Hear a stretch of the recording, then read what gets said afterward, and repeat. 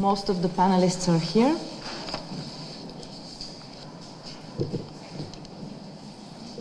Dear Head of the Cabinet, dear Deputy Mayor, dear participants in the EUT Plus Ideas Institute think tank, dear guests, it's a pleasure and honor for me to welcome you on behalf of the Rector of the Technical University of Sofia, Professor Ivan Krauf, on behalf of the whole Rector's body, and from me personally. As a member of the European University of Technology, the Technical University of Sofia shares the value about being a responsible university, taking care about society. Think human first is the slogan of UT+. All members of the UT+ share the ambition to work towards creating environment which is sustainable and safe for the future generations.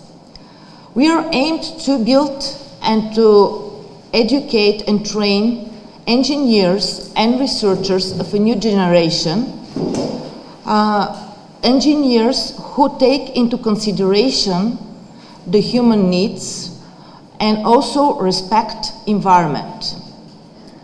Guided by that aim, the European University of Technology has established the Ideas Institute think tank in order to facilitate the dialogue between technological universities, broad society, representatives of local and central authority, and also industry. Today's event is one of the events organized by the Ideas Institute think tank, and we hope it will show that we are effectively collaborating and that all policies that are made are sound-based and they are related on scientific facts and figures. Before we proceed, I would like to introduce our guests who are present today. First of all, I would like to apologize our panelist, Minister of Environment and Water, Julian Popov. He couldn't make it because there was a Council of Ministers meeting which was prolonged. However, he supports this event and he is one of the senior fellows in the European Climate Foundations, and we hope to collaborate in future with him in all aspects of ecology and environment. I would like to introduce Ms. Karina Angelieva, Head of the Political Cabinet of Minister of Energy.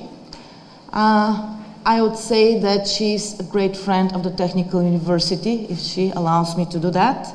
She's former Deputy Minister of Innovation and Growth, Advisor of the Minister of Education and Science, Deputy Minister of Education and Science, Counselor, Head of Sector Education and Research in the Permanent Representation of Bulgaria to the EU.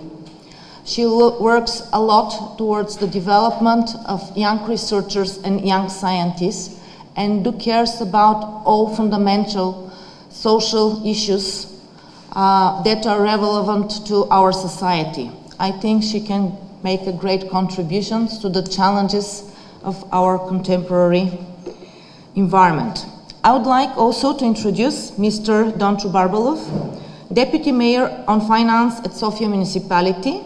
We are particularly proud as Mr. Barbalov is alumni of the Technical University of Sofia. He has a master's degree in engineering from our university. He is also member of the Board of Trustees of our university. Apart from this, he graduated from the City University of Seattle, Washington, with master's degree in finance, Master of Business Administration. I would like to introduce also Professor Noel Fitzpatrick. He is Professor of Philosophy and Dean of the Graduate School of Creative Arts and Media at TU Dublin. He is also, I would say, the creator and academic lead of the European Culture and Technology Laboratory, the so-called ECT Lab, who is one of the initiators of today's event of the University of Technology. He teaches philosophy of technology and aesthetics to postgraduates and doctoral students at Technological University of Dublin. and supervises a lot of postdoctoral and PhD students in Grand Camp in the Faculty of Arts and Humanities. And I would like also to introduce Professor Georgi Todorov, who is professor at the Technical University of Sofia and director of the National Center of Excellence, Mechatronics and Clean Technologies. Actually, this is the center that hosts today's event. He is Dean of the Faculty of Industrial Technology, and his professional interests are in the 3D technologies, FEM analysis, and virtual prototyping, additive 3D printing, as well as clean technologies and renewable energy, innovation, and research activities. Today's event is driven by the diverse needs of our regions, to be aware of the global challenges in our times, challenges related to the climate change, diminishing resources, growing inequality, and social consequences of the digital era. More than ever, we need technology to answer these challenges. But we must also take into consideration the needs of people and to be respectful to the requirements of the environment and the world and the planet in which we live in. Before we begin, I would like to say a few words about the format of today's panel. Each one of the panelists will be given 10 minutes to present his views, to share his ideas and vision on technology, ecology, and sustainability. However, talking about this debate, we thought it will be reasonable to say what we as EUT Plus, European University of Technology, and the Technical University of Sofia, in particular as member, are doing in terms of ecology and sustainability. I don't know how many of you are aware that we have the so-called Green Office. So I would like to invite our Green Office Manager, Associate Professor Denitsa Zgureva, very briefly to inform us what we are doing in that field. Thank you, Professor Gureva, for the introduction. Dear Ro, I would like to share with you a few points regarding the sustainability and its role in the European University of Technology. When we are talking about the sustainability, we associated it with some technological solutions, some scientific challenges, some social, ethical or legal issues, or some financial issues also. Often people just understand the sustainability only as achieving the 17 SDGs. But in fact, the sustainability is a kind of philosophy, is a manner of thinking or a way of living.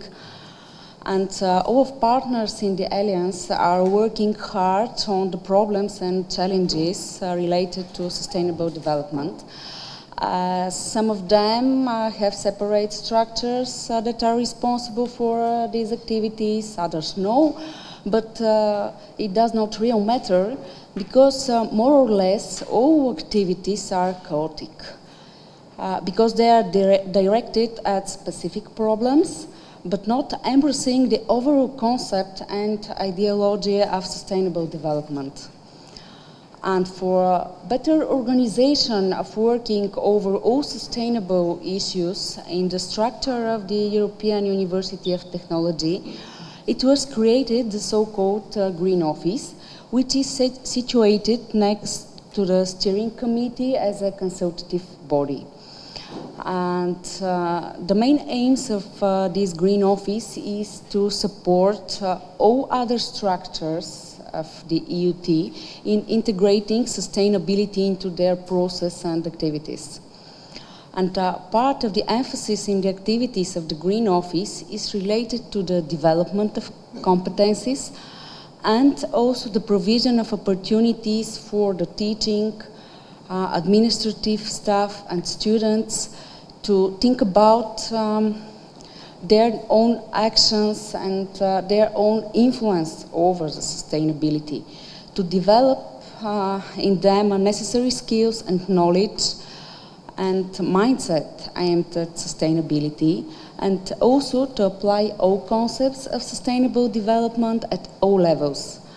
The main role and responsibilities of this green office in the structure of EUT is building strategies, building working networks, building partnership for implementation of activities, and also consulting, monitoring these activities to stimulate sustainable development projects, and of course to promote the sustainability of all levels of working.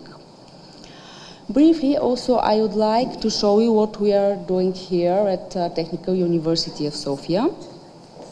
We have an official strategic document that outlines the goals and actions that we strive to implement in order to achieve maximum integration of sustainability in all of our work. 17 SDGs: electricity, thermal energy, transport, water, wastes.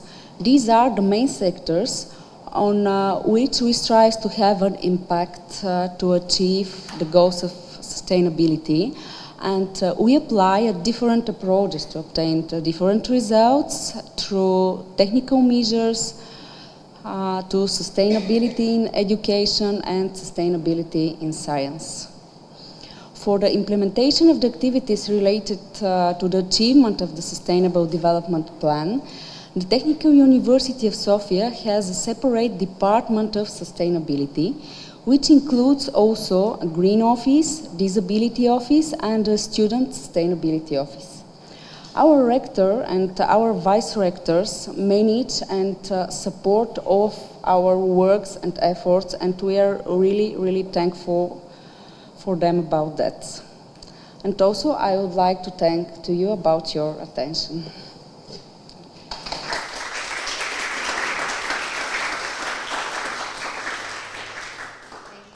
Now I give the floor to who shall start? I was thinking of Karina Angelieva, but she went somewhere.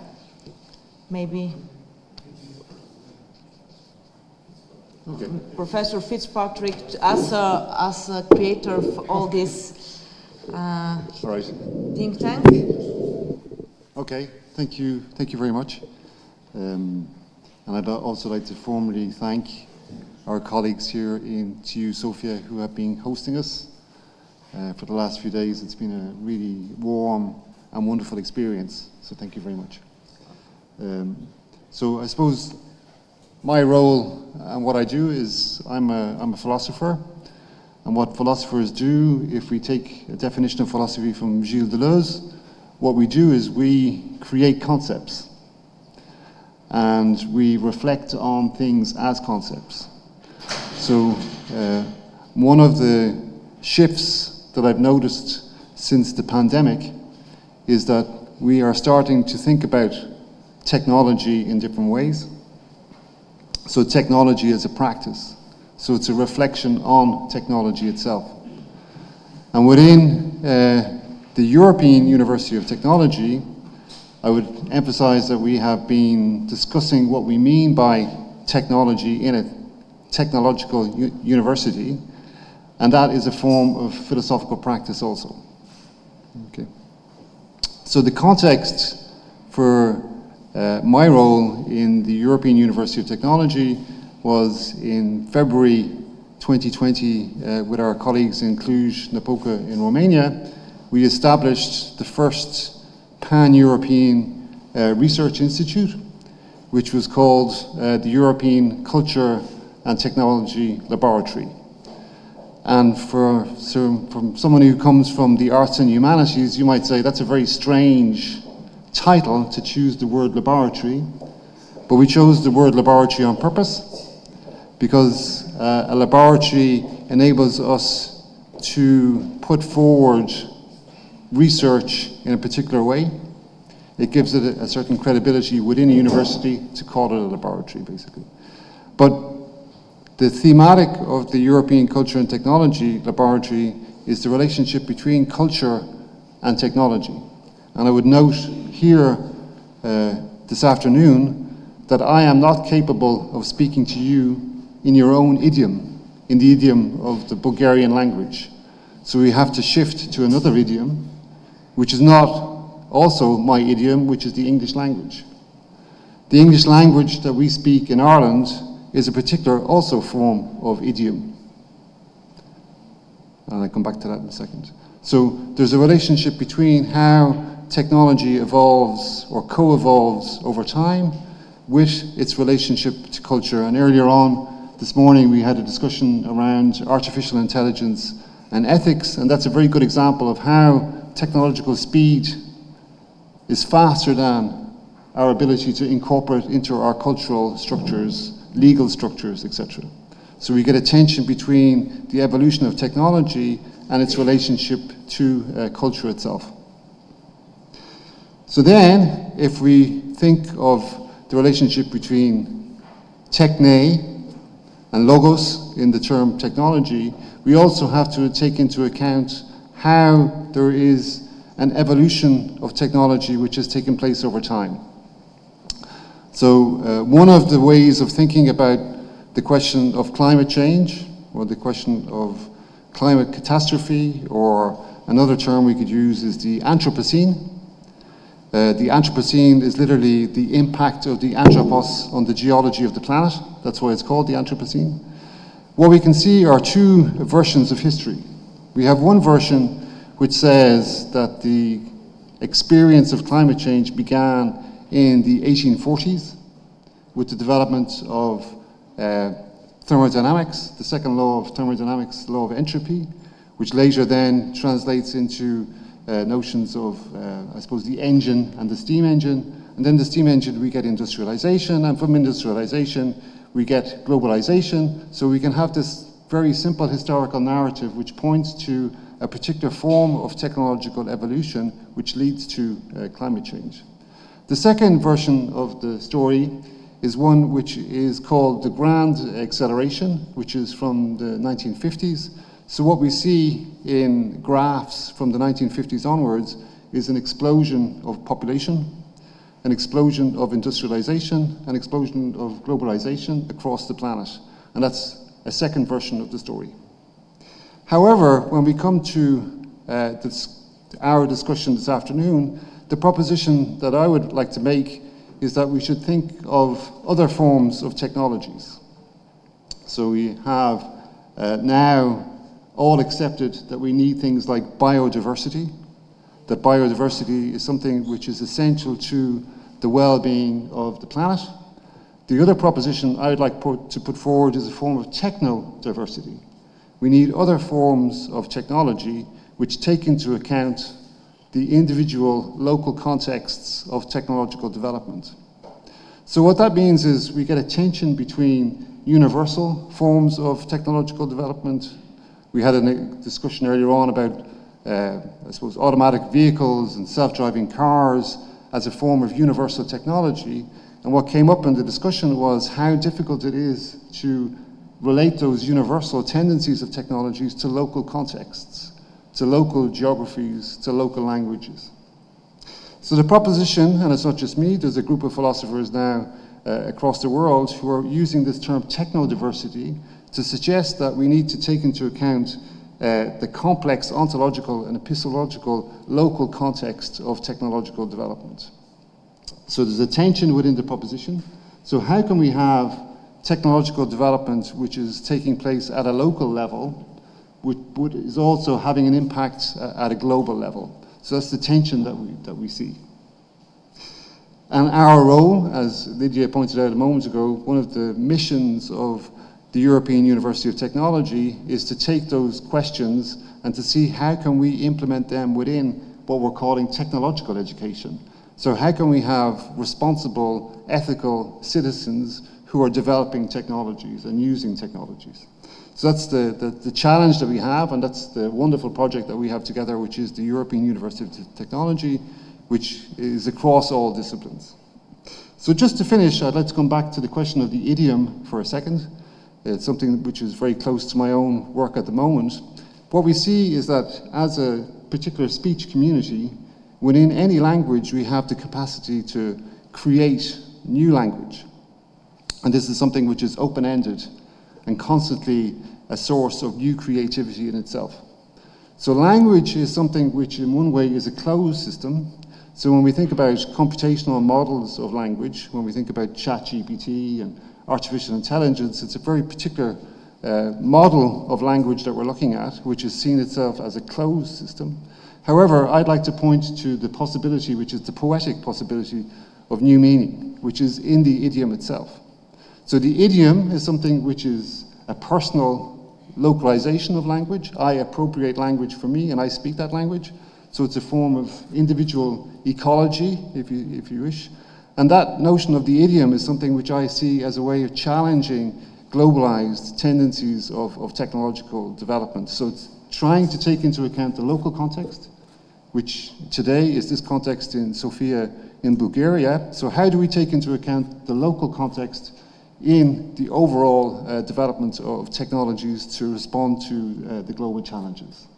So thank you very much for your attention. Thank you. Thank you.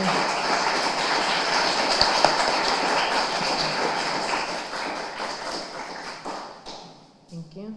And now I would like to give the floor to Ms. Angelieva to say, it was said ladies first today, so to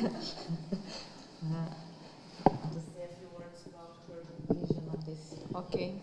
Can you hear me? Yes. Yeah, okay. Thank you so much. It was very, very nice of you and of the Vice Mayor. Okay.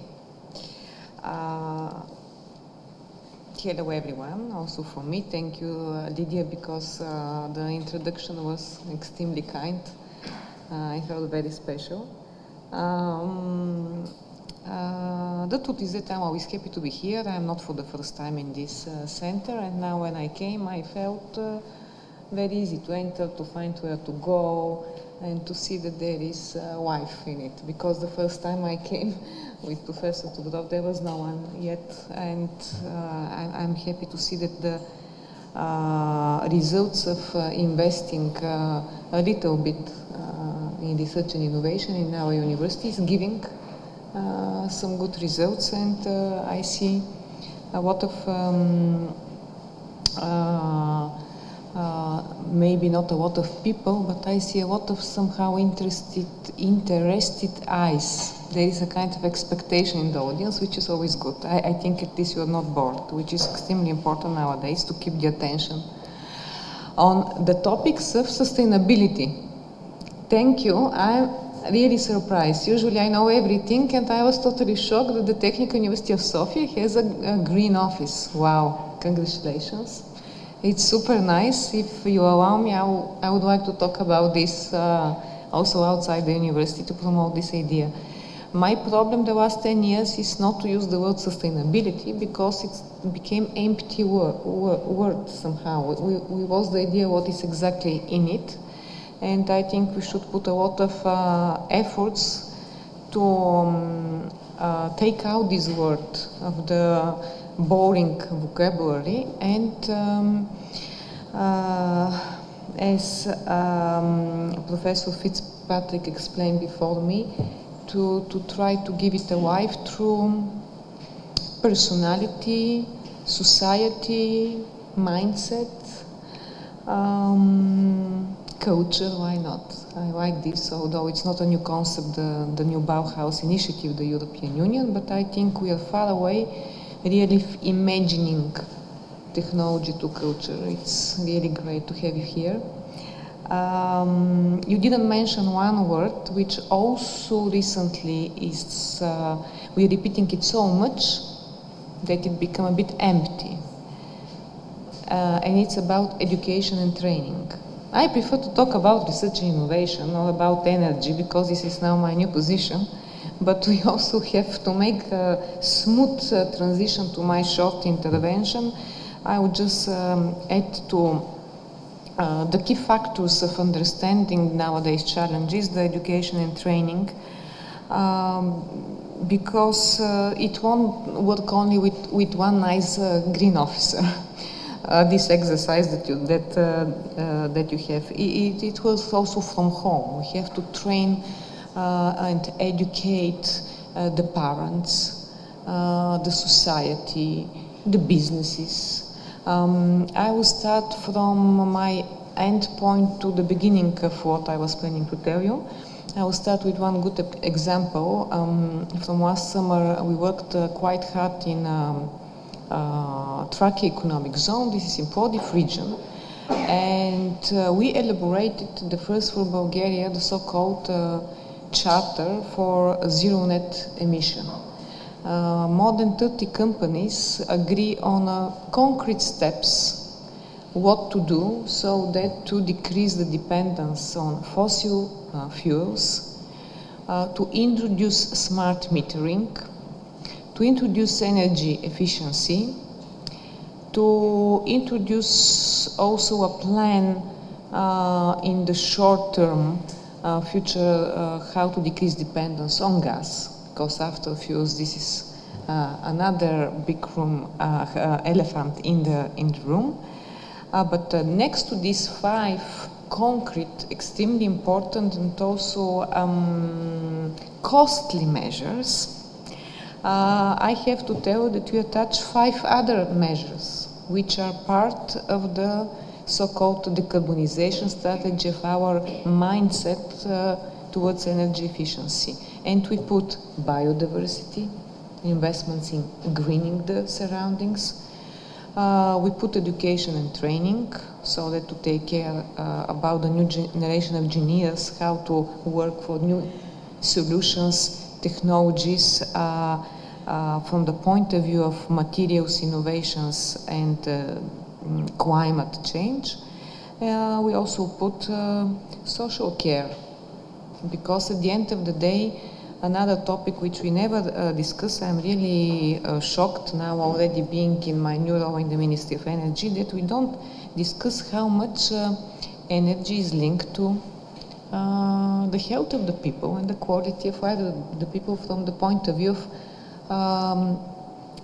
social quality of life, but also of health. And if I have to start from the beginning of my speech, of course, I ask some colleagues to give me some materials, because I was a bit taken by surprise from Professor Tudorov that I have to talk. I can talk with pleasure about everything concerning research and innovation, but to go deep into the new Energy Act, which we published for public consultation, and we produce a hurricane of comments the last month. I don't want to have this debate with you now. But of course I ask my colleagues for some concrete details what we do in the Ministry of Energy. It's not little.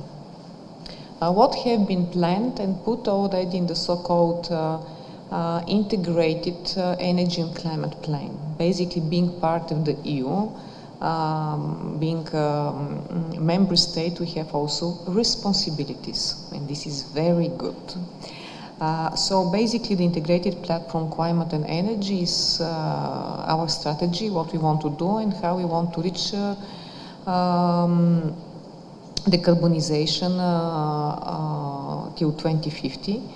What was not done and achieved last years was a political consensus, how quickly we should move, how much investments we should put and where to put them. Next to this lack of political consensus and delays, I'm able to afford to say this, we didn't prioritize and we didn't make a deep analysis how much resources, human resources we will need, and skills next to it. Therefore, this is giving nowadays a big of deficiencies. Not that Bulgaria is on another road from the other member states. We are just moving with a lot of barriers. You know how the other day I saw the athletics. This is this running with the hinders in front of you. So the road is clear, but we always choose a bit the difficult way, and we are very much delayed, which cause also very big delays in harvesting the research results and innovation technologies from our universities and research centers and their application into practice. So to cut the long story short, it's not new that the biggest goal is to decrease the dependence on fossil fuels. This is clear.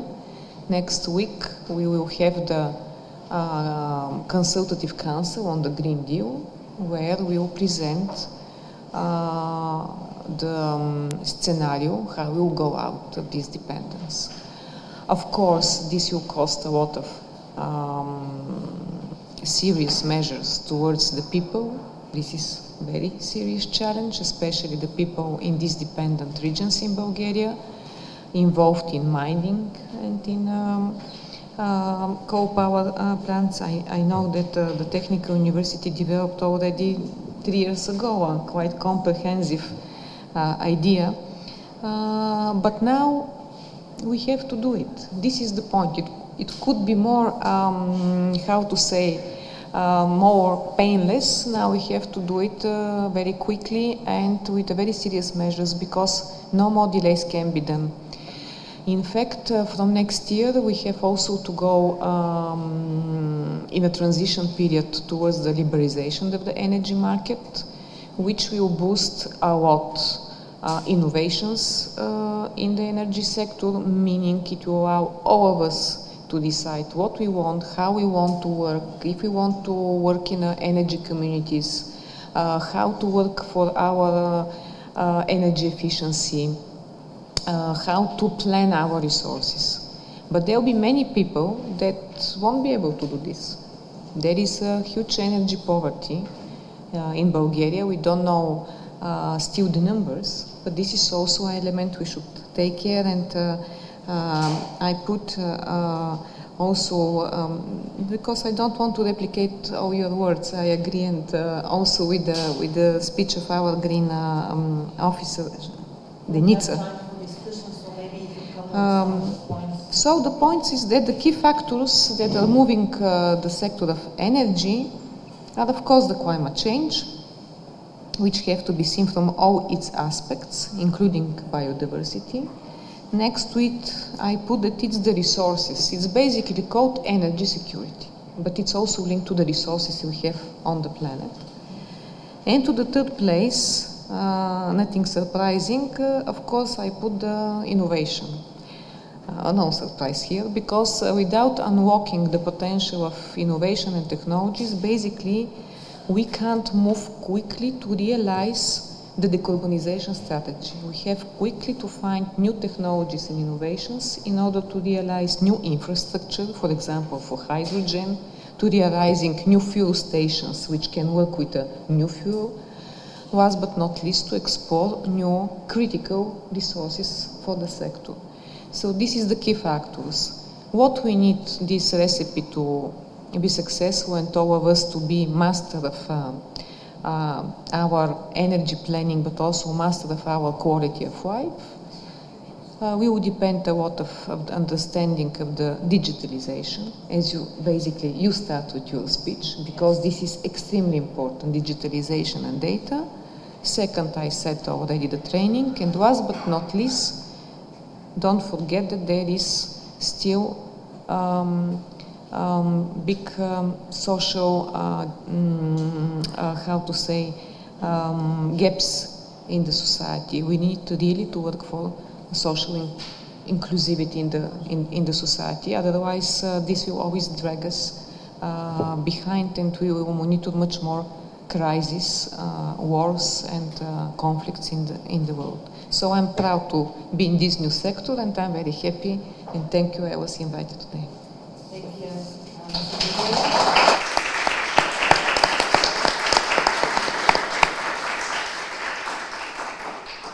Now I would like to give the floor to Mr. Barbalov to say the viewpoint of municipality and maybe his personal viewpoint on these fundamental issues. Thank you very much, and thank you also for the very nice introduction, and I appreciate it a lot. What is very interesting about the municipalities, and of course Sofia municipalities, that we are very close to the people. So we are local. We think locally, we try to act locally, but at the same time, we are working with a very diversified group of people. Because, as you know, our population is more than 1.2 million, so there are different groups in this huge group of people, and everybody has his own priorities, his views, and his agenda, so we have to consider what they expect from us and what we can make for them. One way to approach, and we are working on it, is to have long-term strategies for development of the city. I would like to say sustainable development, because in order to be able to make changes which are gradual changes, you cannot make very rapid changes with big groups of people. You need to have a very long-term strategy. That's why we have a strategy for the development of the city till 2050. We have a strategy for public transport till 2035, and we have different strategic long-term documents which give us the policy and where we are going to be in the years to come. At the same time, we work very well and a lot with the education sector, with the universities like the Technical University, and when we develop our documents, we try to get the knowledge of the professors, of the teachers, of the academic people who are following the latest developments, so that we incorporate the latest developments and we gradually start to move there. I can give you examples. For example, now we are introducing a low emission zone in the center of the city, which is the first one in the country. It will be very difficult.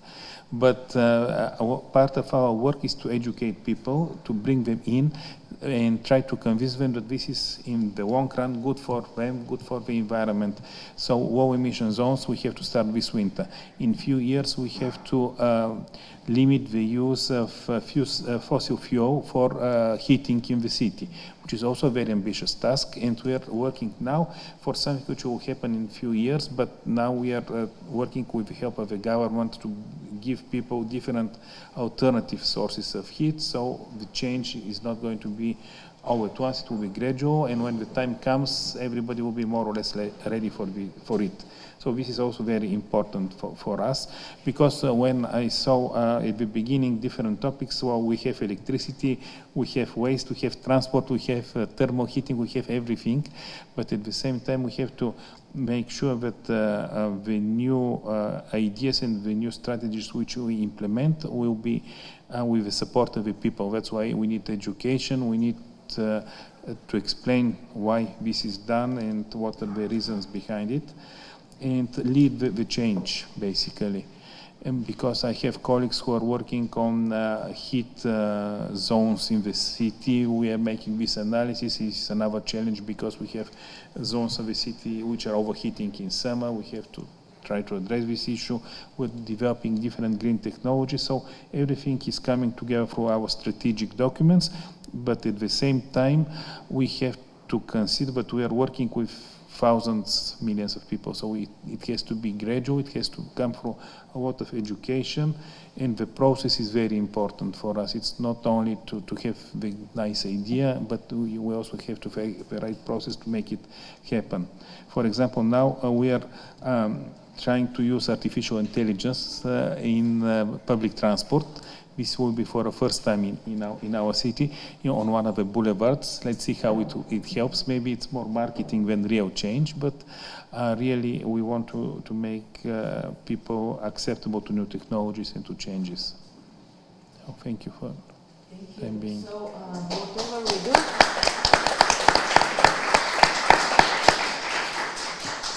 if I can summarize what we said so far, it seems like in order to achieve the sustainability, the ecology and Green Deal aims, we need to train and educate people. We do it from various perspectives on various levels, and I think that's what unites us, and I think it's very important to have that. And now I would like to give the floor to Professor Todorov as a representative of the Technical University, to say what we do in that respect. And we do not only train and educate people, we do a lot of innovations, which was another important aspect, and I think he can speak about this also. Thank you. Thank you. Thank you for organization of such a, I think, important discussion about the future of our society, not only from technological point of view, but from ethical, from social point of view. I'm really happy to see so many international participants here in our meeting room in Center of Excellence in Mechatronics and Clean Technologies. What we try to do in context of EUT Plus initiative, we try to change, first of all, the environment. What means our educational and research environment? There is three main elements. First is infrastructure. Last years we have a chance to have 5 new projects that open opportunity to our university to upgrade the infrastructure. You see now modern, up-to-date, latest technology-equipped infrastructure. Second element is expertise and skills of our professors, our researchers, and our students. This is very, very important to be in the highest level. We see in the cooperation with our 7 partners in European Technological University, that cooperation gave you new opportunities and new point of vision about the expertise and the importance of expertise, how we have to focus our skills and expertise, and this is one of the critical elements. And third one that is not so visible but is important too is a culture environment that we have to upgrade, starting to think from local aspects. As Mr. Barbalov said, we have a lot of problems in Sofia, but I believe in all other cities, in our partners and all the Europe, the problems more or less are the same. And culture that we have to create is global thinking and local work, but the global thinking is very important even from point of view that European Union is not the leading society in many aspects. We have leaders in some aspects, but in other aspects we are losing the leading positions. We have to compensate, not only in artificial intelligence, but in many other aspects. We have to put a lot of efforts, even our new generation engineers, new generation experts. And these 3 components will open opportunities to change the paradigm of our higher educational system. The paradigm of the educational system is now in transition like the energy sector, but not so visible. We have to change the system of educational manner of training the students from, this is actually important not only for our university or for our partners universities in the Europe. All the world works in the same direction. Different acceleration and different forces involved, but it's important to change the educational system from factology-based, as was many years ago, 200-300 years ago, when the information was not so reachable. Nowadays, the information is around us. How to use this knowledge, how to use the information, this is the new paradigm of our educational system. And the countries that have such an opportunity, that have a critical mass of thinking people in that direction is very, very important. I think that we have to change our models and philosophy of the training process from factology-based to learning by doing. Because the important aspect of sustainability is to create a new generation of experts and engineers that can be very flexible and very adaptive in the fast changeable environment around us. And to be competitive in the world industrial or social environment, to not lose the aspects of focus like artificial intelligence, like hydrogen economy or other important things that now we have to face. And this change is very difficult. We find that this is difficult, and the main difficulties comes not from the objectives, comes from people. We have to change, first of all, our professors. And this is the big challenge in front of us, and I believe that EUT environment, our partners, and such meetings will help definitely to understand that we have to have transition. What are the indicators of such a problematics? Decreasing the number of people that like to and wants to study high educational system. They go directly to the business. I have a discussion in that point in MIT in Boston 2 years ago, and one professor said, our big enemy is the business.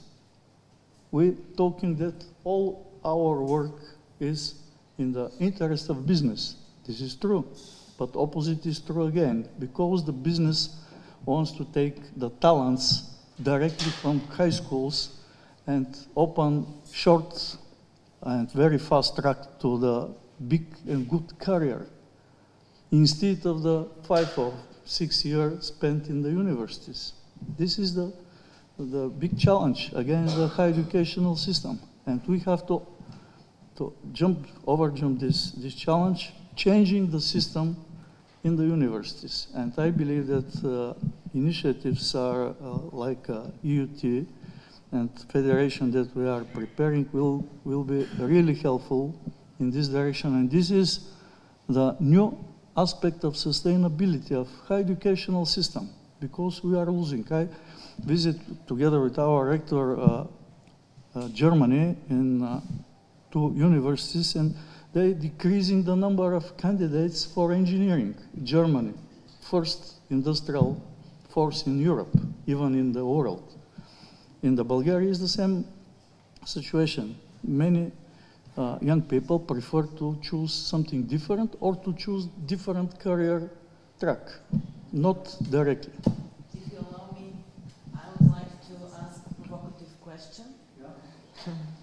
And we, as European University of Technology, we claim that we have the goal to create the future European engineers that have common diploma and that are trained to realize their knowledge all over Europe. In terms of the 3 aspects that are based on which today's discussion is based: technology, ecology, and sustainability. How do you think will look the future engineer, the engineer of new generation, the engineer of EUT? Here we have a lot of PhD students in the audience. Maybe they have questions and view also, so they can express their view, how they do look like, how do they want to look like as European engineers. But this is the challenging question to both professors and maybe our guests. Okay, I'll start. Okay, so first of all, I'm not an engineer, and actually, so I think there's a way of rethinking this a little bit, and let me explain what I mean. It's like perhaps some of the difficulty is coming from the way in which engineering education has been delivered in the past. And one of the things that we've been working on very recently with the EthiCo project and what we've been doing here over the last few days is looking at changing the education model for teachers themselves. So we have developed a series of workshops where we are hoping to engage professors in thinking through questions of ethics and ecology in their own teaching practices and in the disciplines that they teach. So my response is that, you know, I come from the Faculty of Arts and Humanities in TU Dublin, which is the biggest faculty in TU Dublin, but yet what we need are processes of transdisciplinary, interdisciplinary engagement across, because as we saw just before this discussion, We had a discussion around what are called wicked problems or super wicked problems. So wicked problems are problems which are outside of particular disciplines, where we need multiple disciplines to come together to actually conceptualize what the problem is. So my response, Lydia, is maybe what we are doing in the European University of Technology is thinking about technologists in a different way. Technologists who are people who are not just coming from a solution-based engineering background, but are also engaging in other forms of disciplinary practices. And because Professor George Todorov mentioned MIT, MIT is often given as an example. Because in MIT, you do get this transdisciplinarity embedded within the engineering faculty itself. One of the best exhibitions of photography I've seen was in the engineering department in MIT, within the department itself. So that's an example of how you can engage across disciplines, and maybe that's the query, is to say that this form of technological, ethical, European, responsible citizenship comes from posing the question slightly differently and engaging across disciplines. Thank you. Any other views on that topic, or maybe questions from the audience? Or from our guests? What, I don't know if you have a view on... Yeah, always. I said two professors to comment, so I thought Professor Todorov will comment, but okay. I like the question. It's really provocative, and it's not fair probably to the half of the audience here who are future engineers, and they have already their ideas. But recently I commented in the European University Alliance. We had a meeting about the future of universities, and I have to tell you, maybe now I'll shock some people, that I said maybe we should go back to the basics. When you're talking about the question how we look the future EU engineers. Back to the basics means that we have to remind ourselves something that we lost last years, and I think there was a reference in the words of Professor Todorov in this. Somehow we forgot what is the real mission of the university and the word university. In Bulgaria we use higher education. I was even criticized in my former position that I'm not spelling and using the right terminology. It's not university, it's a higher education.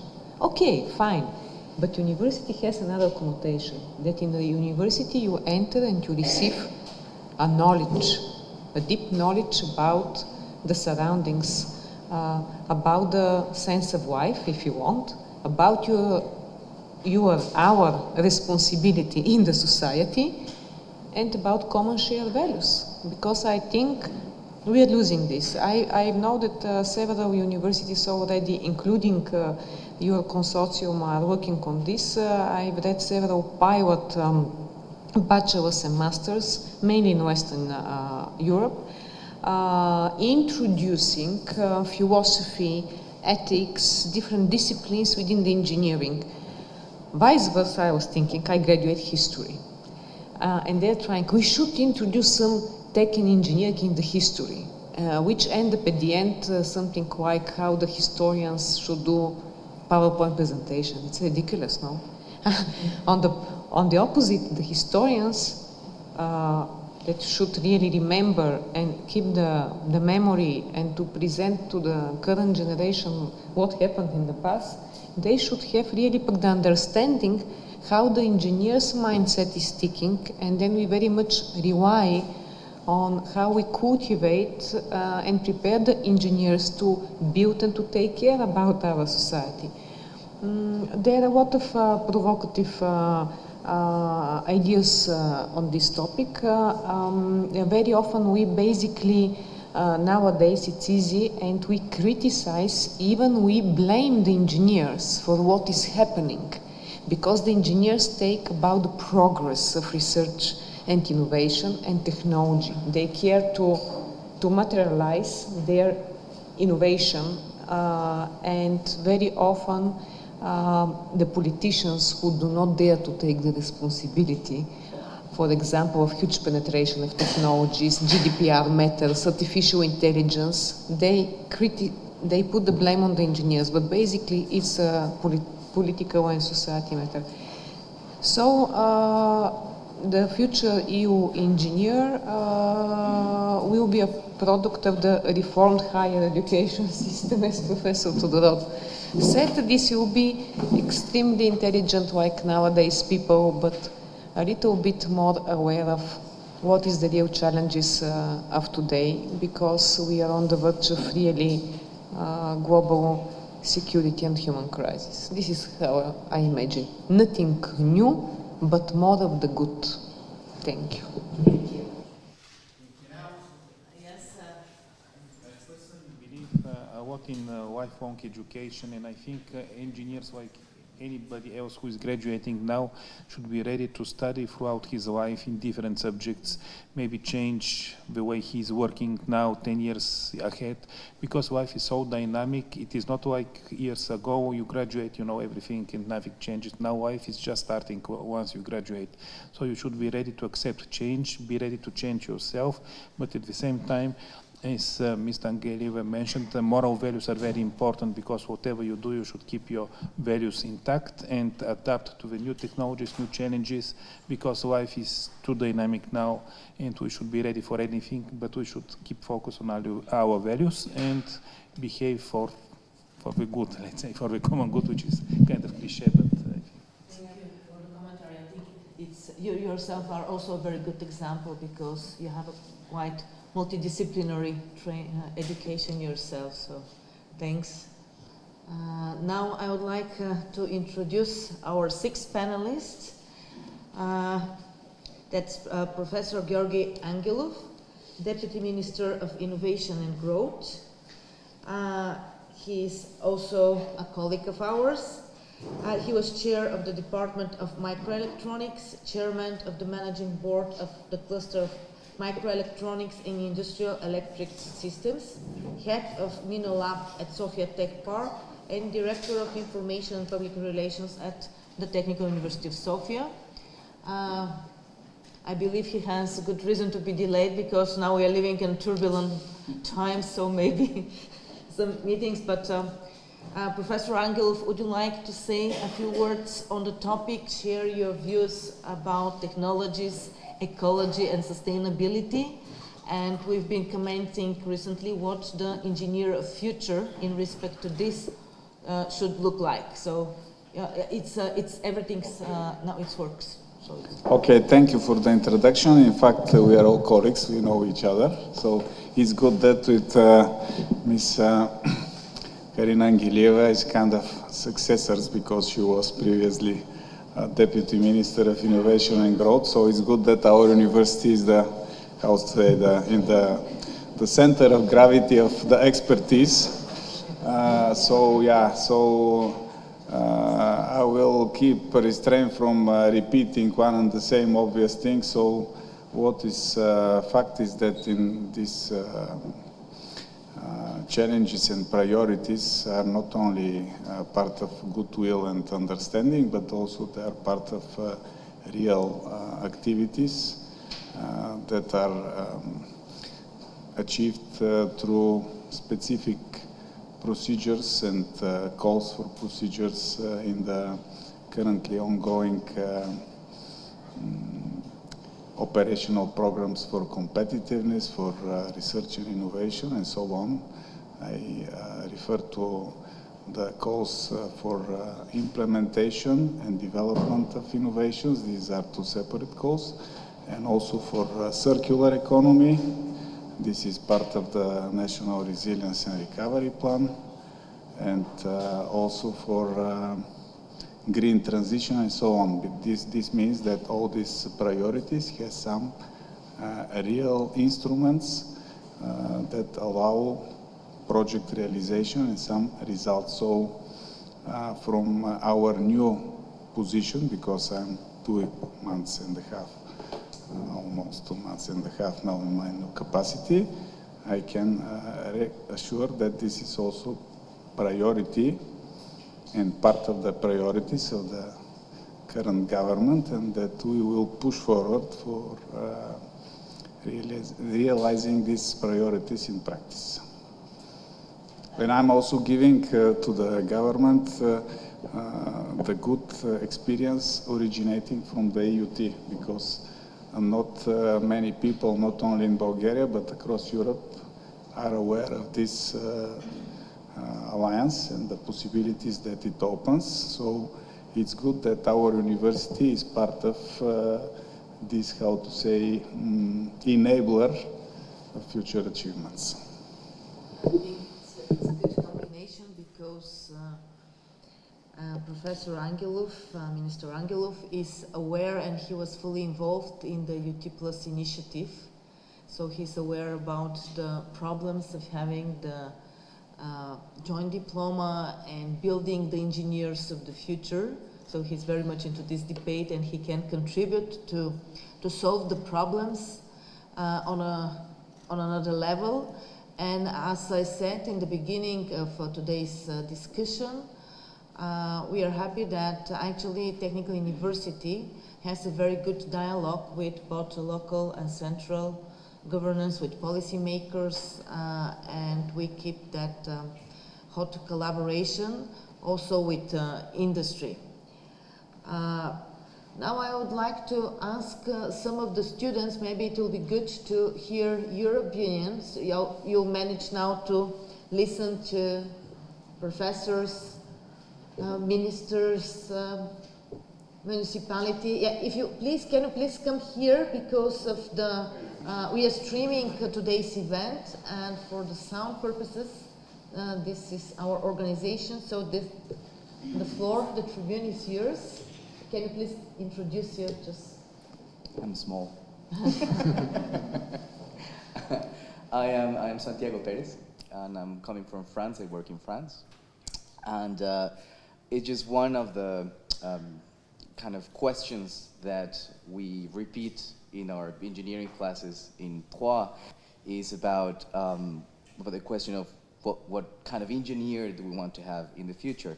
And I always say, I would like engineers that actually ask the right questions. So my question to the panel would be, according to your position and your background and the work that you're doing, what do you think would be the right question for engineers to ask? Thank you.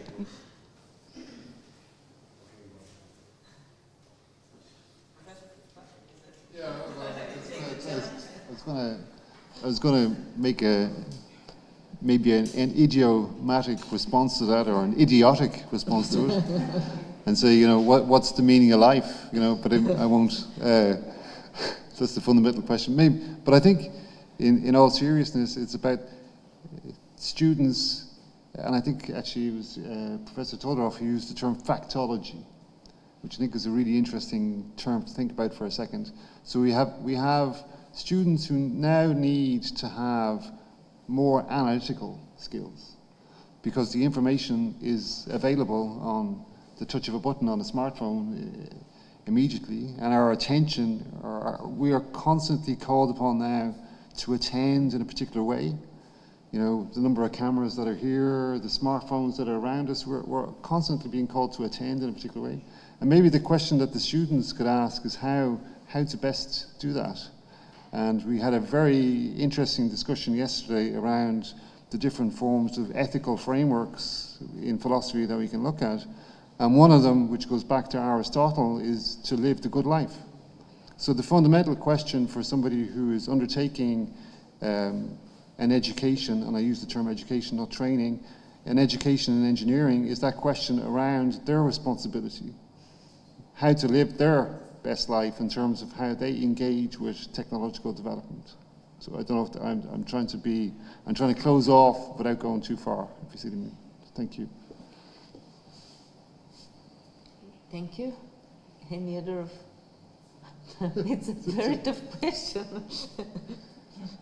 Give the floor to Professor. He's always prepared for all kinds of questions. Thank you. I think that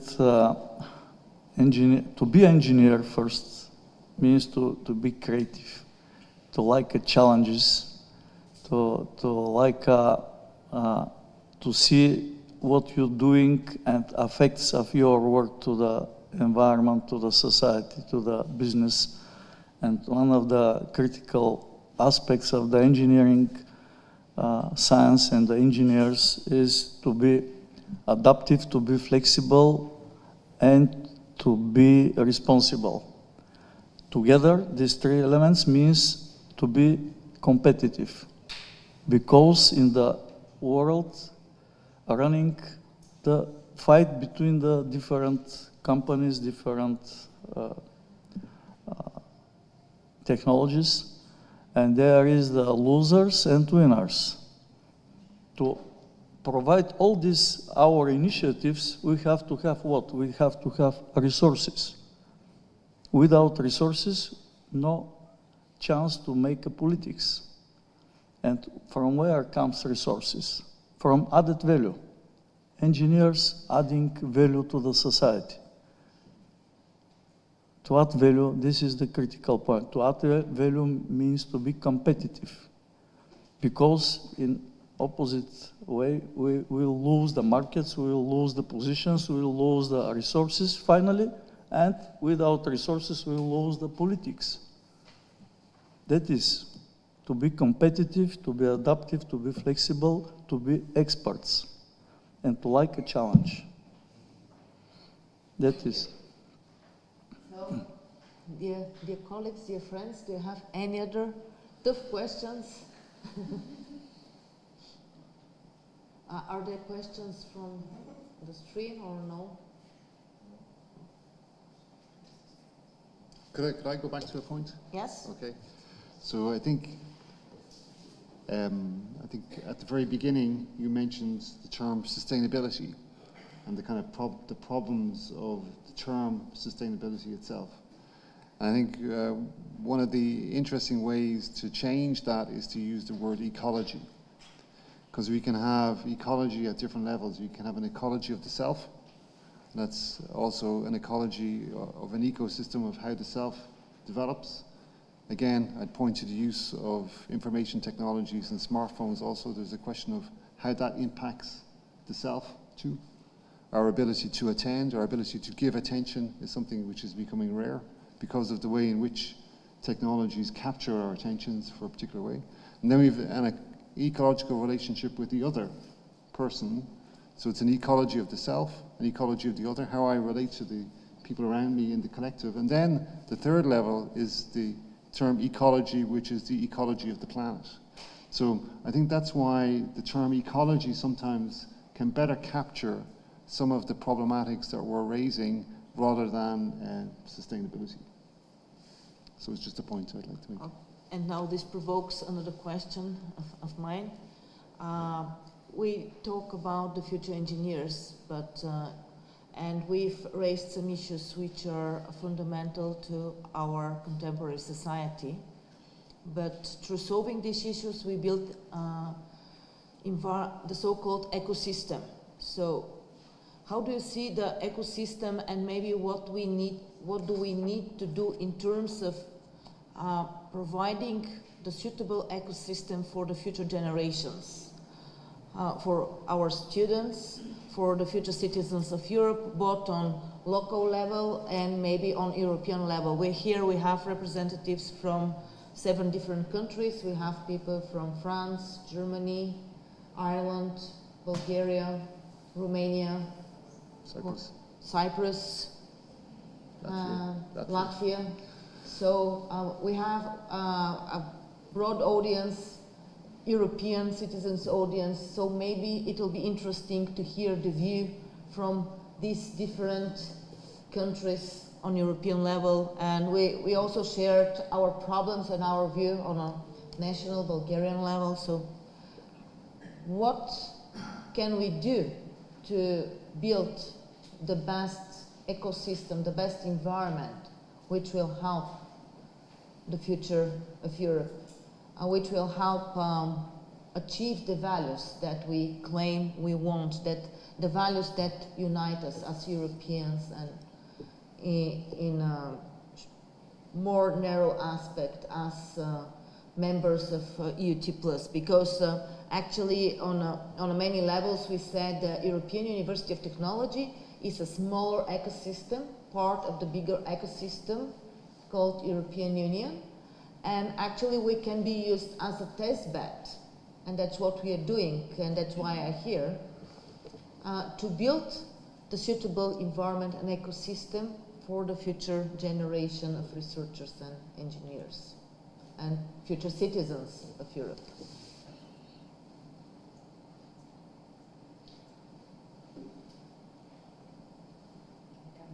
There's a view from, can you please come here, because we need the mic for the colleagues that are online. We're streaming this live, and sorry, this was the best organization we can provide. Please first introduce yourself. Can you hear me?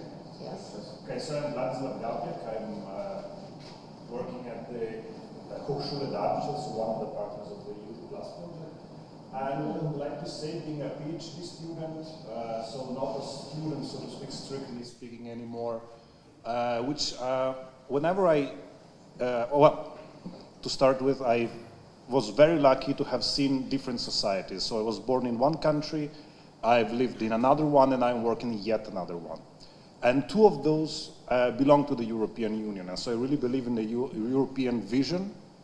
But I've observed one of the, so to speak, when we speak about future, we always speak about the present people, especially the youth, as if they are the past of the future. But they exist already in the present. And especially when we talk about expertise, which sometimes come from spending a lot of time, and so also with age and studies, but we also talk about creativity and innovation. And this sometimes is done by also that naive ignorance of who is not yet an expert. And where these two things meet, I believe, is in the universities and in the youth. So whenever at the European level, one of the big things I think we should really put in any speech, political, in university level, is really listen and put a lot of attention to the young people, especially because trends I've seen, for example, coming from Italy, also in Germany, the more a society grows, the older it gets as well. And there is sometimes a risk that there are more voices coming from the older generation, and this can maybe put a cloud on the voices of the youth that I believe actually are the answer to their own future sometimes. And so yeah, would be my comment, to really listen to the youth at any level and at any age, because they're not the future, they are the present as well. So,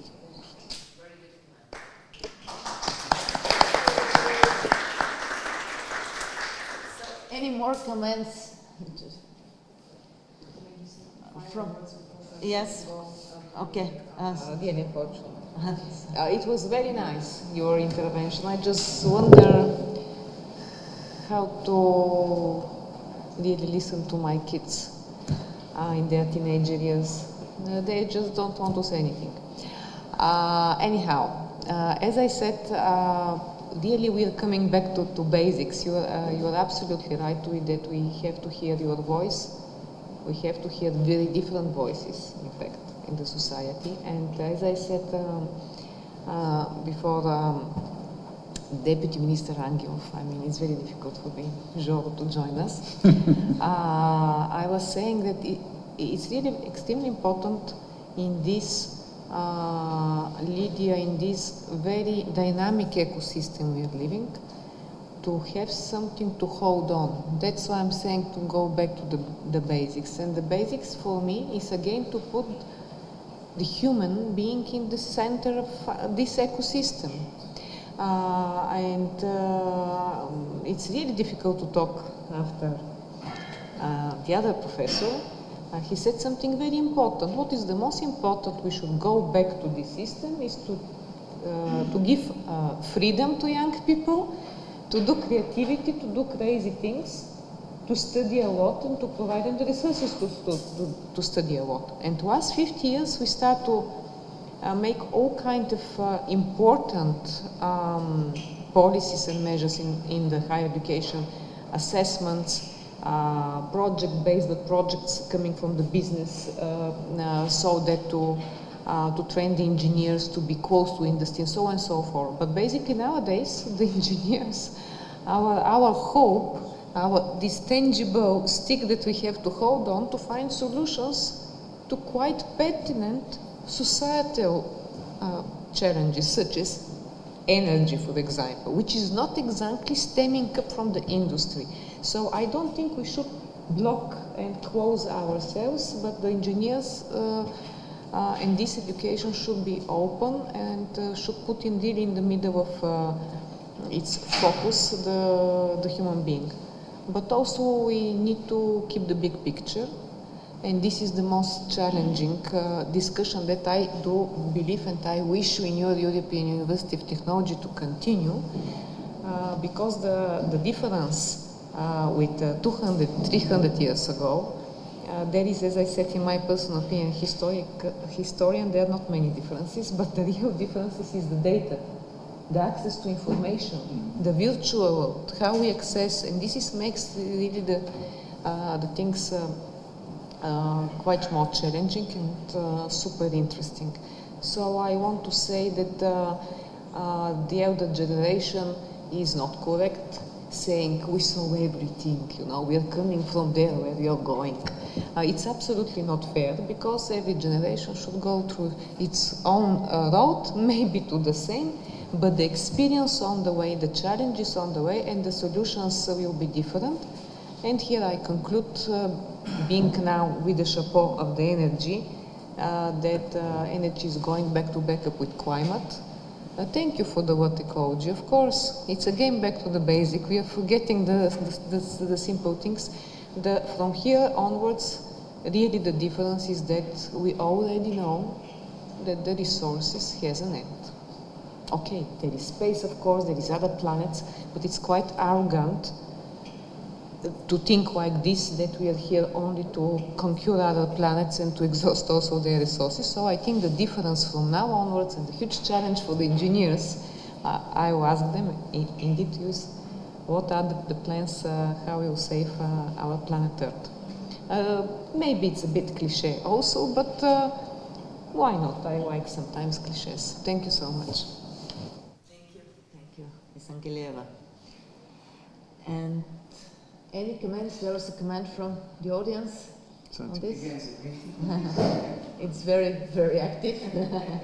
No, it's just like in terms of like things that I think we should keep doing, because we're doing a lot of things, or good things.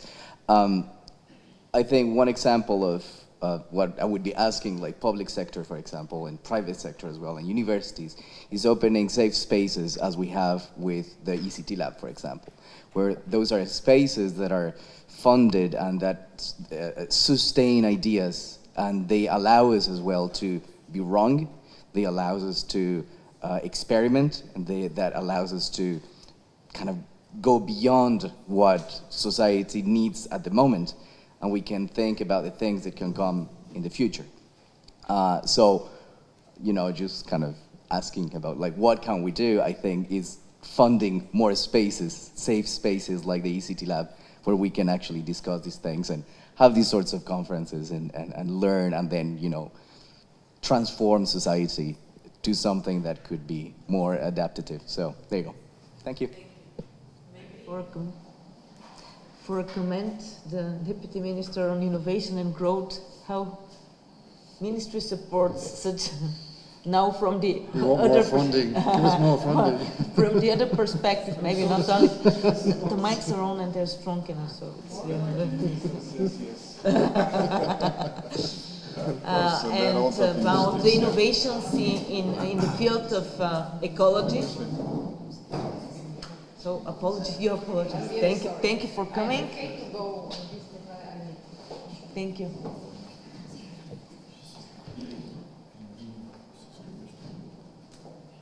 Okay, we have, the good thing is that in Bulgaria we already have such a ministry, and that introduces instruments for realization. This is the most important, because nobody is doubting about the importance. So really there are some instruments that are really applicable. I mentioned previously the goals within the operational programs, but also there are some instruments that are structured nationally. These are the funding instruments under the head of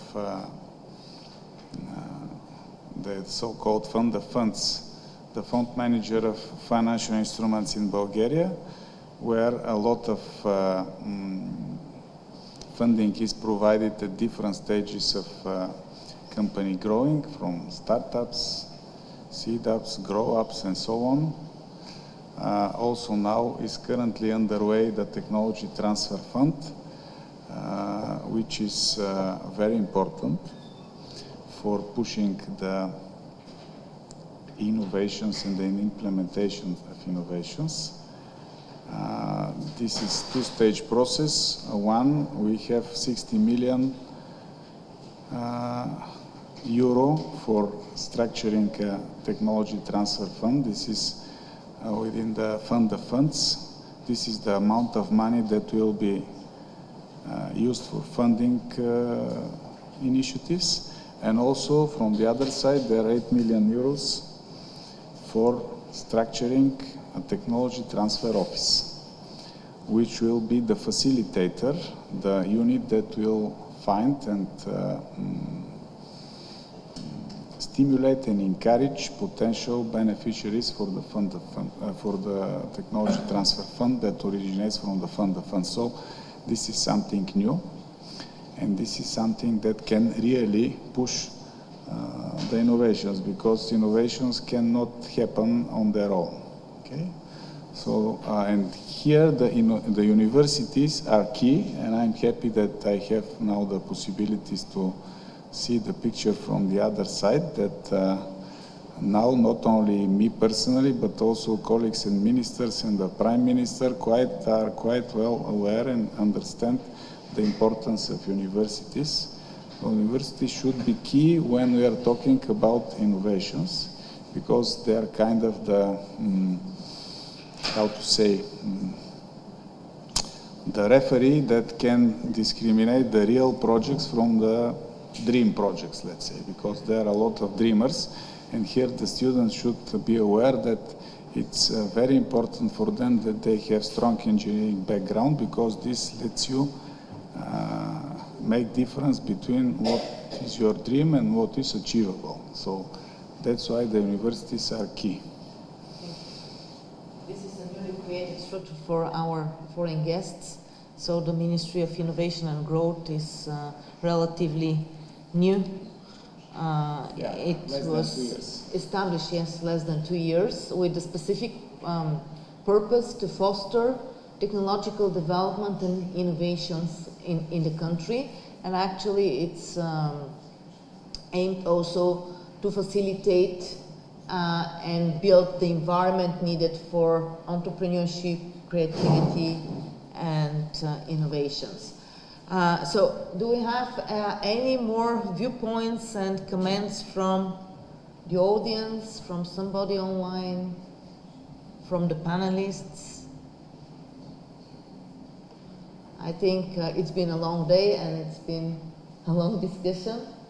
I hope all of you got the answers they were looking for, or at least got the right direction towards where to direct their future dreams, vision.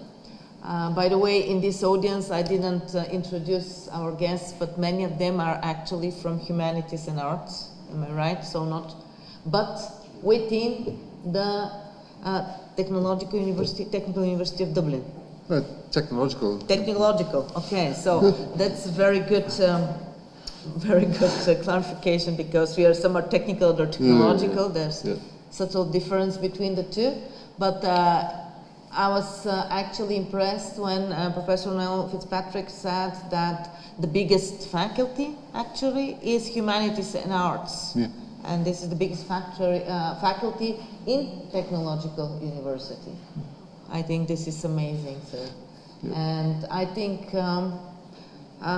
the project that got this group together actually proved that people with different backgrounds can collaborate, can share their various viewpoints. As today's guests were representatives of different participants in the ecosystem, so they get the different perspective and a different angle of what is going on and how these different public bodies address the challenging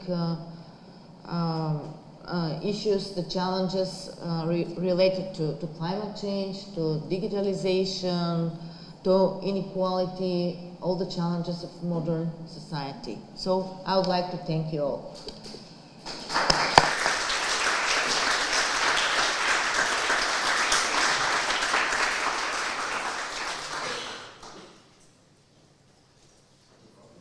Now, can I ask everybody for a picture?